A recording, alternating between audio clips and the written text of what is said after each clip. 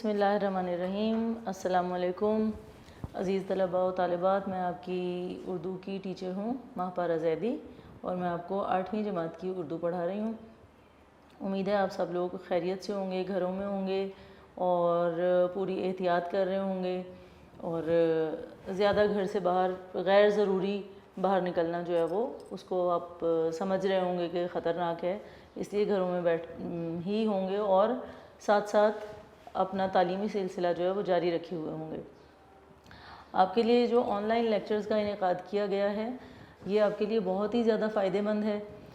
آپ جو بھی لیکچر دیکھنے کے لیے بیٹھیں اس کی کتاب اپنے سامنے رکھیں، نوٹس اپنے سامنے رکھیں، اور جو کچھ بھی آپ کو پڑھایا جاتا ہے اس کو غور سے پڑھیں، سنیں، سمجھیں، اور جو الفاظ کے معنی اگر بتائے جاتے ہیں تو اس کو لکھ لیں ساتھ ساتھ کتاب پر، اور اس کو بعد میں یاد ضرور کیا کریں، کیونکہ اگر یاد نہیں کرتے تو بہت سارے الفاظ کے معنی آپ کو بتائے گئے اور وہ آپ نے یاد نہیں کیے تو لکھے بھی نہیں کتاب پر، تو ایک وقت آئے گا کہ جب آپ کتاب کھولیں گے تو آپ کو بالکل نہیں پتہ ہوگا کہ اس لفظ کا کیا معنی تھا اور اس کا استعمال کیا تھا۔ دوسری چیز یہ کہ آپ کو ہم ساتھ ساتھ بتا رہے ہیں کہ کون سے سوال کے کتنے نمبر ہیں اور وہ امتحان میں کس حد تک اہمیت رکھتا ہے اور آپ کو اس کو کس طرح سے تیار کرنا ہے۔ تو جتنی بھی چیزیں آپ کو پڑھائی جا رہی ہیں ان کو ساتھ ساتھ یاد کرتے رہیے، اور یاد کرنے کے علاوہ جو ایک خوبصورت بات ہے اس کی وہ یہ ہے کہ نہ صرف یاد کیجئے بلکہ اس کو لکھ کے دیکھ لیجئے۔ لکھنے سے کیا فائدہ حاصل ہوگا آپ کو یہ فائدہ حاصل ہوگا کہ جب آپ لکھیں گے اور خود پڑھیں گے کہ میں نے کیا لکھا ہے تو آپ کو زیادہ بہتر اندازہ ہوگا کہ آپ نے کہاں پر کیا غلطی کی ہے۔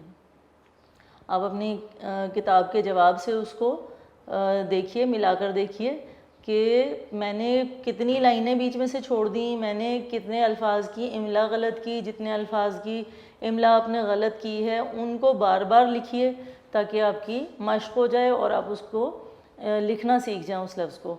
دوسرے جو لائنیں بیچ میں سے رہ گئی ہیں یاد کر کے لکھنے میں، اس کو بھی آپ اچھے طریقے سے جو ہے وہ یاد کر سکیں گے، دوبارہ یاد کر لیں گے، اور آپ کی جو لکھنے کی مشق ہے وہ جاری رہے گی تو آپ کی جو لکھائی ہے وہ اچھی رہے گی۔ اگر آپ لکھنا چھوڑ دیں گے تو آپ کی لکھائی وقت کے ساتھ ساتھ اچھی نہیں رہے گی۔ تو ان چیزوں کا خیال رکھیے گا۔ پچھلے لیکچر میں ہم نے شروع کیا تھا پاکستان کے چند اہم تہوار، اس کا تھوڑا سا حصہ جو ہے وہ رہ گیا تھا۔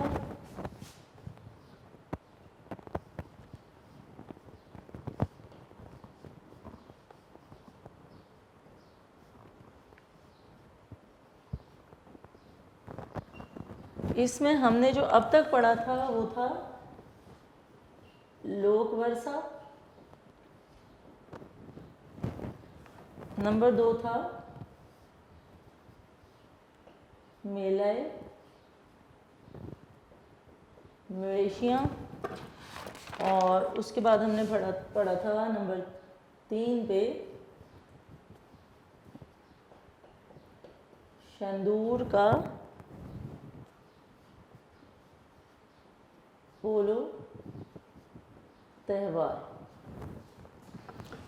اور آخری ہماری جو سرخی ہے اس سبق کی وہ تھی سبی میلہ، جو کہ ہم پچھلے لیکچر میں وقت کی کمی کے باعث اس کو مکمل نہیں کر سکے تھے، اس کو ہم آج پڑھیں گے۔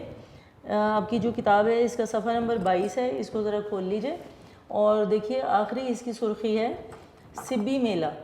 سبی جگہ کا نام ہے، در کہتے ہیں دروازے کو، عربی زبان کا لفظ ہے در یعنی دروازہ، اور درہ کہتے ہیں بڑے دروازے کو۔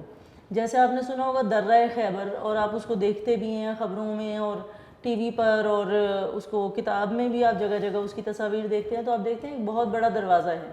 پرانے زمانے میں شہروں کے اندر داخل ہونے کے لیے دروازے ہوا کرتے تھے، شہروں کے چاروں طرف ایک فصیل ایک بہت بڑی دیوار ہوتی تھی اور اس میں دروازے ہوا کرتے تھے۔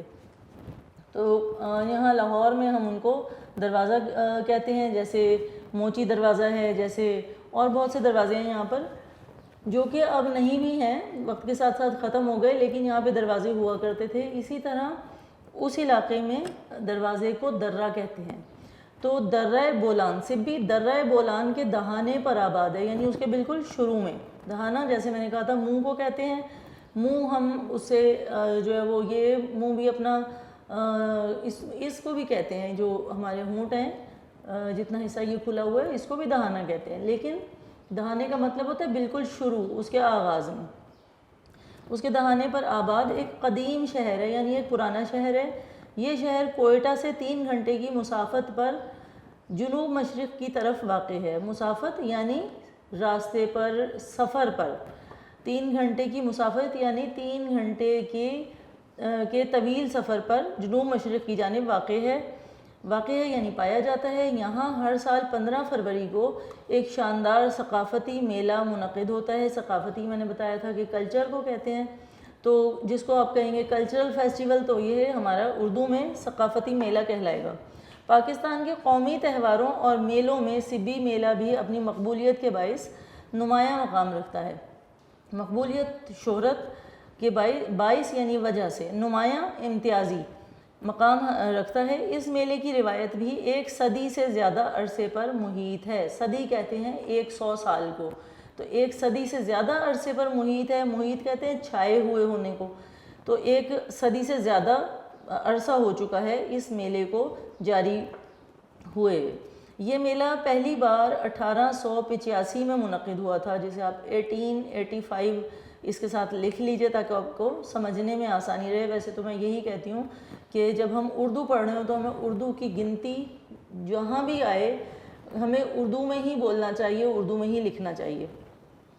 تو یہ میلہ پہلی بار 1885 میں منعقد ہوا. اس میلے میں پورے پاکستان سے شائقین اکٹھے ہوئے. شائقین شوق رکھنے والے، یعنی جو میلے کو دیکھنے والے لوگ تھے، جو اس کو شوق رکھتے تھے دیکھنے کا، وہ لوگ اکٹھے ہوئے یعنی جمع ہوئے. اعلیٰ نسل کے جانوروں کی نمائش اور مختلف ثقافتی پروگرام اس میلے کی رونق اور دلکشی کو بڑھاتے ہیں. دلکشی اس کی خوبصورتی کو بڑھاتے ہیں.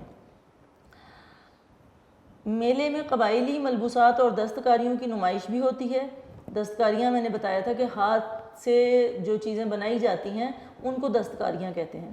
ان کی نمائشیں بھی ہوتی ہیں اور مختلف علاقائی رقص اور ناچ بھی پیش کیے جاتے ہیں. رقص اور ناچ ایک ہی چیز ہے.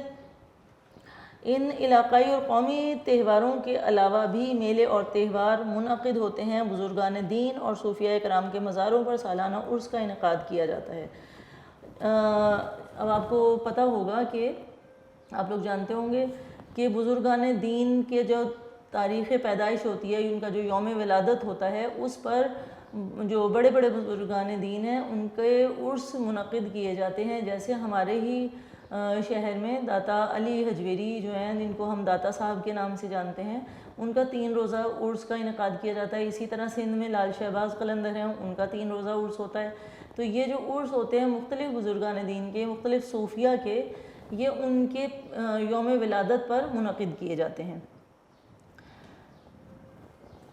ان عرسوں کے موقع پر بھی مختلف تقریبات منعقد ہوتی ہیں جن میں دور و نزدیک کے لوگوں کی بڑی تعداد شرکت کرتی ہے یا شریک ہوتی ہے. ان تہواروں اور میلوں میں لوگوں کو ایک دوسرے کے قریب آنے کا موقع میسر آتا ہے.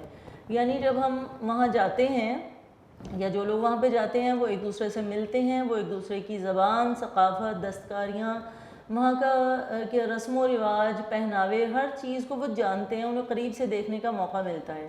تو اس طرح سے وہ ایک دوسرے سے آشنا ہوتے ہیں اور وہ ایک دوسرے کے طور طریقوں اور رسم و رواج سے بھی آشنا ہوتے ہیں. یہی میں نے ابھی آپ کو بتایا تھا کہ جب ہم کہیں جاتے ہیں تو ہمیں وہاں کے رسم و رواج کا پتہ چلتا ہے، لباس کا پتہ چلتا ہے، زبان کا اندازہ ہوتا ہے. اور جب ہم ایک سے زیادہ بار، متعدد بار کہیں کسی سے ملتے ہیں، چاہے ہم ان کی زبان نہ جانتے ہوں، لیکن کچھ الفاظ ہم ان کے زبان کے الفاظ سمجھنے لگتے ہیں اور کچھ ہماری زبان کے الفاظ وہ لوگ سمجھنے لگتے ہیں. اس طرح سے کیا ہوتا ہے کہ ایک دوسرے کی زبان سے ہم آشنا ہوتے ہیں.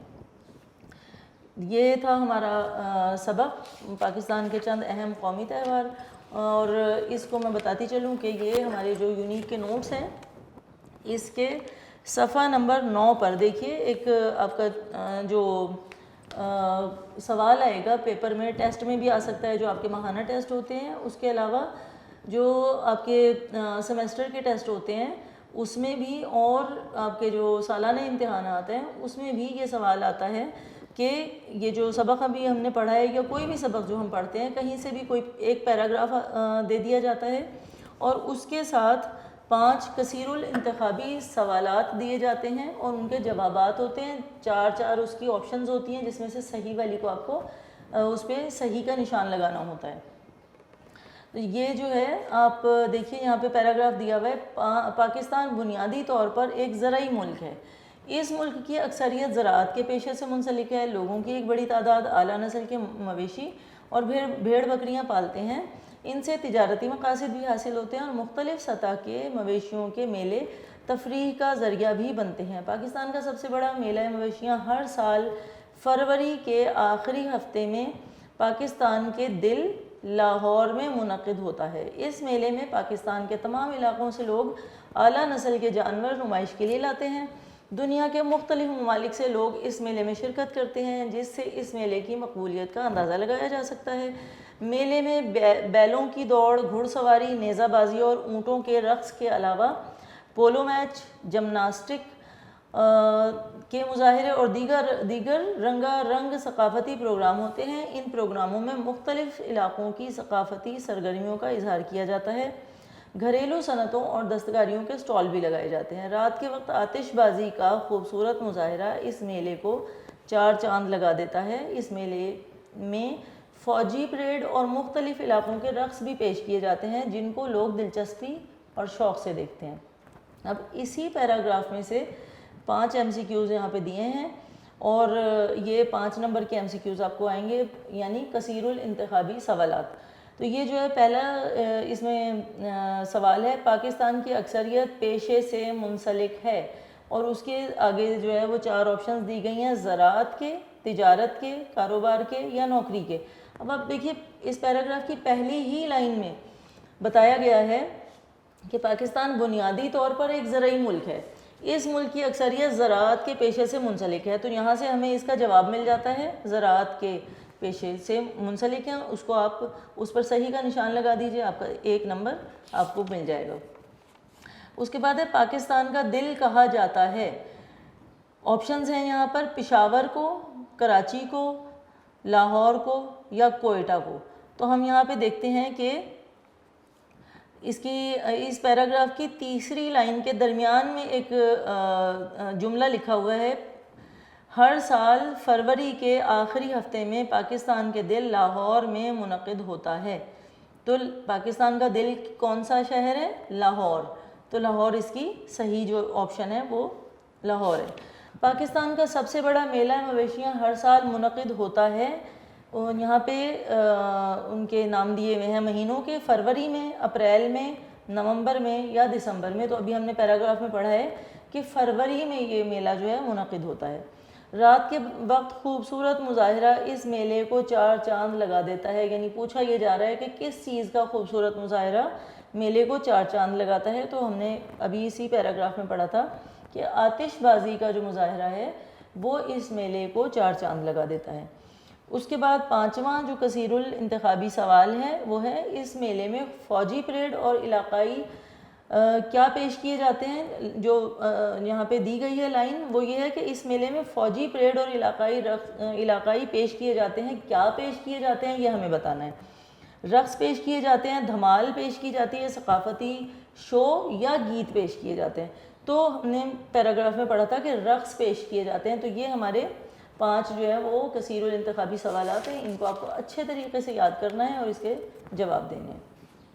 امید ہے آپ کو یہ جو لیکچر ہے یہ بہت اچھے سے سمجھ آ گیا ہوگا اور اس کو اچھے طریقے سے یاد کریے گا، مشکل الفاظ کے معنی کو یاد کریے گا اور MCQs کو، کثیر الانتخابی سوالات کو ضرور اچھے سے یاد کر لیجیے گا۔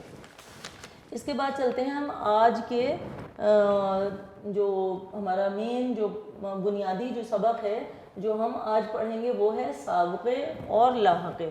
سب سے پہلے ہم پڑھیں گے سابقے۔ تو سابقہ کسے کہتے ہیں؟ سابقہ کا مطلب ہے گزرا ہوا، گزشتہ، پہلے، پیچھے۔ تو سابقے کی تعریف کیا ہوئی؟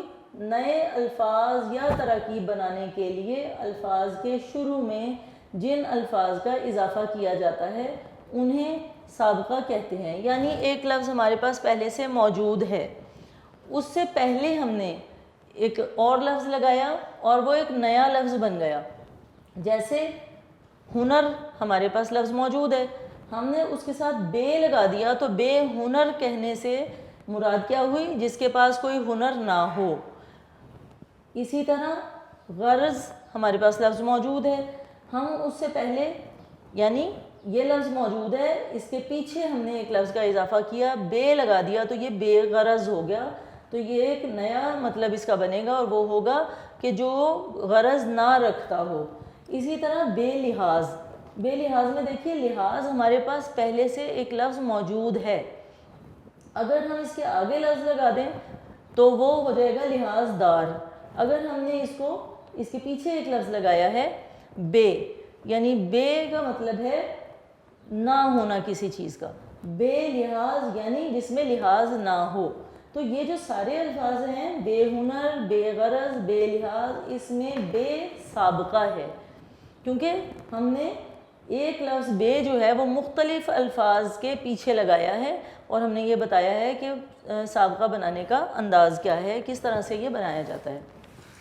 اس کے بعد میں آپ کو کچھ سابقے پڑھا دیتی ہوں، اور اس کی جو یہ بھی کثیر الانتخابی سوالات ہیں۔ آپ کو پتہ ہے آپ کا گرامر کا جو حصہ ہوتا ہے اس میں سے 15 کثیر الانتخابی سوالات آتے ہیں اور 15 نمبر کے ہوتے ہیں اور وہ آپ کو حل کرنے ہوتے ہیں۔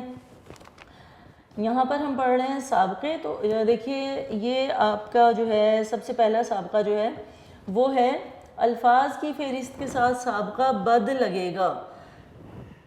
یہاں ہم سارے سابقے لکھ کر اس پر ٹک کر نشان اگر لگائیں گے تو بہت زیادہ وقت جو ہے وہ لگ جائے گا۔ آپ کے سامنے کتاب کھلی ہوئی ہے، اس میں سے آپ دیکھ لیجئے اور جو صحیح وہ ہیں الفاظ کے جو صحیح آپشن ہے اس کو ٹک کرتے جائیے۔ آپ کے جو نیو نوٹس ہیں یونیک کے، اس کو دیکھ لیجئے، اس کا صفحہ نمبر ہے 85، اس پر آپ کے سابقے جو ہیں وہ دیے گئے ہیں۔ جو پہلا ہمارے پاس یہاں پہ سابقہ ہے وہ ہے بد، اور اس کی جو آپشنز ہیں وہ پہلی ہے الف آپشن میں دیے گئے ہیں 3 الفاظ، یعنی لحاظ، اصول اور ہمت۔ اب آپ دیکھیے کہ بد لحاظ تو ہوتا ہے، بد اصول بھی ہماری لغت میں لفظ موجود ہے، لیکن بد ہمت نہیں ہوتا، وہ بے ہمت ہوتا ہے، لہٰذا یہ غلط ہے، یہ والی آپشن ٹھیک نہیں ہو سکتی۔ دوسری آپشن ہے بے صورت، خلق اور کردار۔ تو آپ دیکھیے بد صورت ہوتا ہے، لفظ موجود ہے، بد خلق یعنی برے اخلاق کا مالک، اور بد کردار، یہ تینوں الفاظ ہماری لغت میں موجود ہیں، لہٰذا یہ اس کی صحیح آپشن ہے، اس پہ درست کا نشان لگا دیجئے۔ آگے ہے جی جیم حصہ اس کا نصیب، کنار اور ذائقہ۔ بد نصیب ہوتا ہے، بد ذائقہ ہوتا ہے، لیکن بد کنار نہیں ہوتا، تو یہ بھی غلط ہو جائے گی۔ اس کے بعد ہے چار، تو بد چار بھی نہیں ہوتا، بد شعور بھی نہیں ہوتا اور بد ہموار بھی نہیں ہوتا، اس لیے یہ تینوں جو آپشنز ہیں الف، جیم اور دال یہ غلط ہیں، اور آپ کی جو بے آپشن ہے وہ بالکل ٹھیک ہے۔ اس کے بعد اگلا سابقہ ہمارے پاس ہے با۔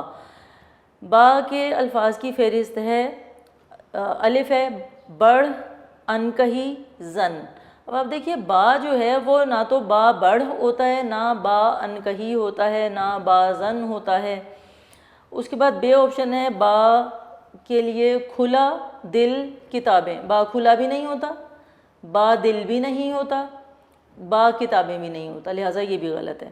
اس کے بعد جیم آپشن ہے ادب، وقار اور مراد۔ تو دیکھیے با ادب ہوتا ہے، با وقار بھی لفظ موجود ہے، با مراد بھی لفظ موجود ہے۔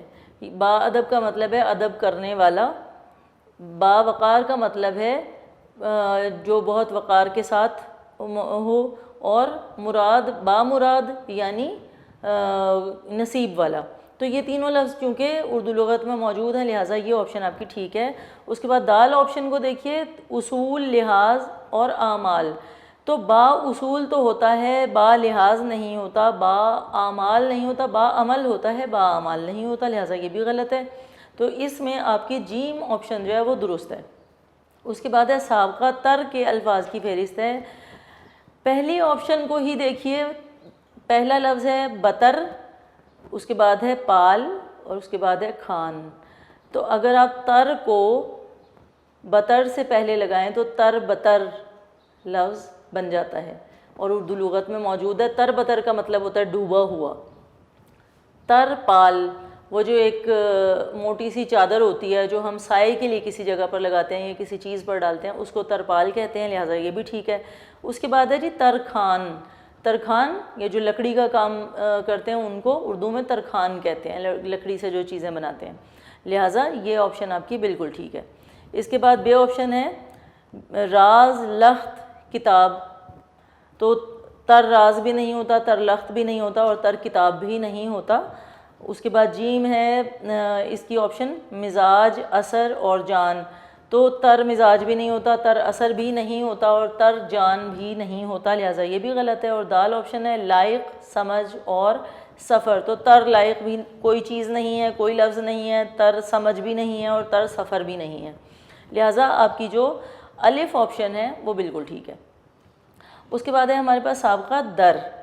اس کے الفاظ کی فہرست ہے. نمبر 1 ہے یا الف کہہ لیں اس کو، نصیب ذائقہ سایہ. اب ہم دیکھیے کہ در نصیب اگر کہیں تو بالکل غلط، کوئی لفظ نہیں ہوتا. در ذائقہ اگر بولیں تو بالکل غلط، کوئی لفظ نہیں ہے. در سایہ کوئی لفظ نہیں ہے. دوسری جو اس کی آپشن ہے بے آپشن وہ ہے پردہ کار اور گزر. اب اس سے پہلے در لگا کے دیکھیے، در پردہ اردو زبان میں لفظ موجود ہے. در پردہ کا مطلب ہے چھپا ہوا، چھپ کر کچھ کرنا. درکار لفظ موجود ہے. درکار کا مطلب ہوتا ہے جو چیز ہمیں چاہیے ہو، ہم کہتے ہیں کہ یہ مجھے درکار ہے. اس کے بعد ہے درگزر. درگزر کرنا یعنی کسی چیز کو نظر انداز کر دینا. اس کے بعد ہمارے پاس یعنی اس میں نمبر 4 میں آپ کی جو صحیح آپشن ہے وہ ہے بے. نمبر 5 ہے سابقہ بن کے الفاظ کی فہرست ہے.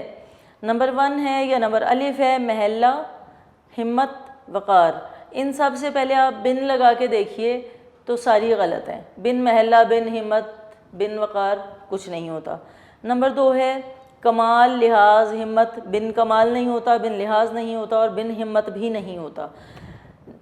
جیم میں دیکھیے کہ جو الفاظ دیے گئے ہیں ان سے پہلے بن لگا کر دیکھیے.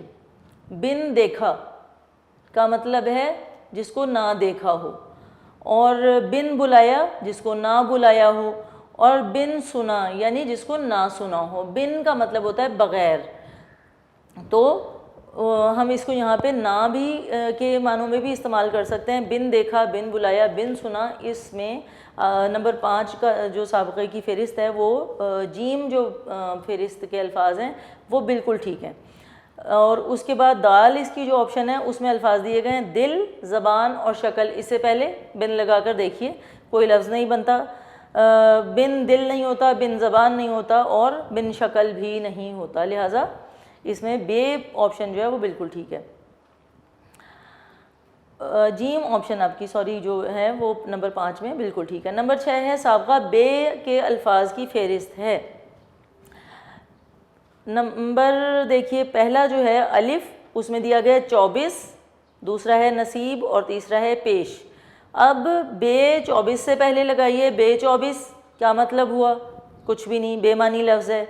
بے نصیب ہو سکتا ہے، بے پیش نہیں ہوتا، لہٰذا جب تینوں الفاظ ٹھیک ہوں گے ان سے پہلے یہ لفظ لگ سکے گا تو وہی الفاظ کی فہرست درست کہلائے گی، لہٰذا یہ فہرست جو ہے یہ غلط ہے. اس کے بعد بے آپشن جو ہے اس میں دیکھیے الفاظ ہیں پشیمان، سایہ، نگرانی.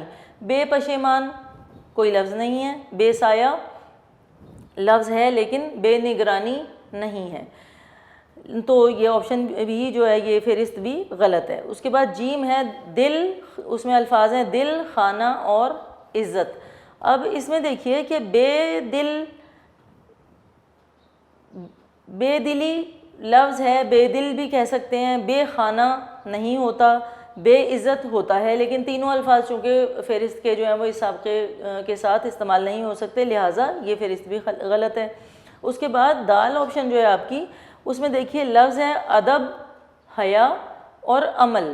اب ان الفاظ سے پہلے آپ بے لگا کر دیکھیے کہ بے ادب یعنی جو ادب نہیں کرتا، بے کا مطلب بھی نہیں ہے، بے حیا جس میں حیا نہ ہو، بے عمل یعنی جو عمل نہ کرتا ہو۔ لہٰذا یہ تینوں جو الفاظ ہیں ان کی فہرست درست ہے، ان کے ساتھ سابقہ بے استعمال ہوگا۔ نمبر 7 جو ہے وہ ہے آپ کا الفاظ مفید، لازم، مفید، ذمہ دار، لازم، ہلکی کے ساتھ سابقہ آئے گا۔ یعنی اب ہم سے پوچھا گیا ہے سابقے دے کر کہ کون سا سابقہ ان سارے الفاظ کے ساتھ ٹھیک ہوگا۔ تو دیکھیے پہلا سابقہ ہمیں دیا گیا ہے قابل، تو قابل مفید کے ساتھ نہیں لگتا، قابل ذمہ دار کے ساتھ نہیں لگتا، قابل لازم کے ساتھ نہیں لگتا، اور قابل ہلکی کے ساتھ بھی نہیں استعمال ہوتا۔ اس کے بعد ہمارے پاس سابقہ ہے کم۔ کم جو ہے وہ بھی کم مفید تو ہو سکتا ہے، کم ذمہ دار نہیں ہوتا، کم لازم نہیں ہوتا، اور کم ہلکی نہیں ہوتا، لہٰذا یہ بھی غلط ہے۔ اب اس سے اگلی والی آپشن کو دیکھیے جیم کو، کہ اس میں جو لفظ دیا گیا ہے، جو سابقہ دیا گیا ہے وہ ہے غیر۔ اب غیر کو ان الفاظ سے پہلے لکھ کر دیکھیے اور سوچئے کہ کیا ہماری لغت میں، ہماری روزمرہ زبان میں یا ہماری کتابوں میں یہ الفاظ استعمال ہوتے ہیں۔ تو مفید سے پہلے غیر لگائیے تو یہ ہے غیر مفید، یعنی جس کا کوئی فائدہ نہ ہو، تو یہ لفظ ٹھیک ہے۔ اس کے بعد غیر ذمہ دار، وہ شخص جو ذمہ دار نہ ہو، تو یہ بھی ٹھیک ہے۔ غیر لازم یعنی جس پر لازم نہ ہو، یہ بھی ٹھیک ہے۔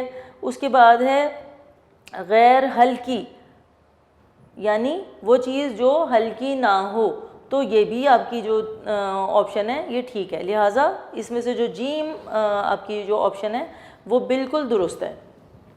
نمبر 8 ہے الفاظ دل، بخت، چلن اور فطرت کے ساتھ سابقہ آئے گا۔ پچھلے والے جو نمبر 7 ہے آپ کے سابقے کا، اس کی طرح ہی یہاں پر انہوں نے ہمیں 4 الفاظ دیے ہیں اور آگے 4 سابقے دے دیے، اور ہم سے پوچھا ہے کہ ان کے ساتھ سابقہ کون سا لگے گا۔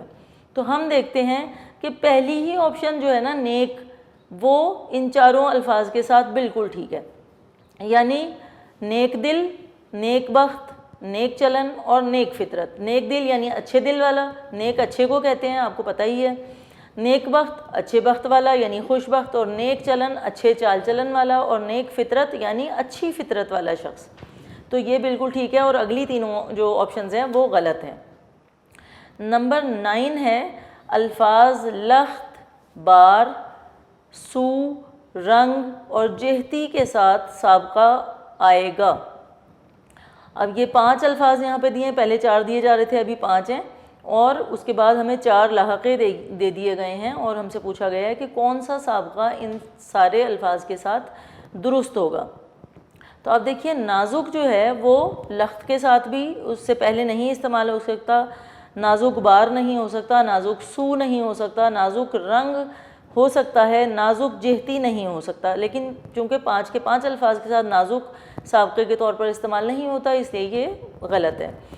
اس کے بعد ہمارے پاس دوسری آپشن ہے بے آپشن کم۔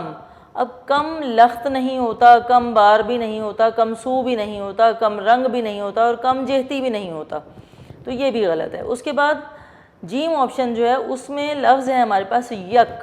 یک فارسی زبان کا لفظ ہے جس کا مطلب ہے ایک۔